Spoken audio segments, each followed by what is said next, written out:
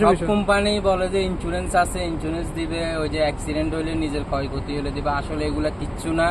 গাড়ির যদি ক্ষয়ক্ষতি হয়, যদি গ্রিন পেপার পায়, তাহলে গাড়ির সার্ভিস ফ্রি, কিন্তু নিজের যদি একটা অঙ্গ চইলেও যায়, এটার ব্যাপারে কোম্পানি কোনো রেসপন্সিবিলিটি লয় না। এটা সবাই বলে ইন্স্যুরেন্স দিবে, ওইটা আছে সেইটা আছে, সার্ভিস পাইবে। আসলে কিচ্ছু না। কোনো কোম্পানি আছে ভিসা লাগানোর সময় ইন্স্যুরেন্স করে, 6 মাস পরে ওইটা এক্সপায়ার হয়ে যায়, ওইটা আর রিনিউ করে না। কিন্তু অনেকে মনে করে যে ভাই অ্যাক্সিডেন্ট হইলে মনে হয় যে মোটা অঙ্কের টাকা পাইবো, তারপরে যায় হচ্ছে যে ওই অ্যাক্সিডেন্ট হইলে চিকিৎসা সেবা দিবে। এগুলো সম্পূর্ণ বাকওয়াজ। নিজের টাকা দিয়ে চিকিৎসা করা লাগে, নিজের টাকা দিয়ে সবকিছু করা লাগে। তাহলে তো ভাই এখানে ফেসিলিটি বলতে কিছুই নেই।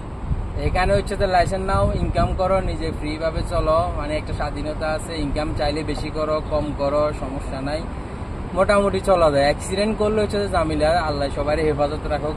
হাজার হাজার রাইডারে কাজ করতেছে, হয়তো বা অ্যাক্সিডেন্টের পরিমাণ কম, মানে কানুনের কারণে ঠিকভাবে গাড়ি চালাইলে অ্যাক্সিডেন্টের পরিমাণ দেশে অনেক কম। ওয়ান ওয়ে রোড বেশিরভাগই, তো তেমন একটা সমস্যা হয় না। আল্লাহ সবাইকে হেফাজত রাখুক, অ্যাক্সিডেন্ট থেকে বাঁচাকে, এটাই দোয়া করি।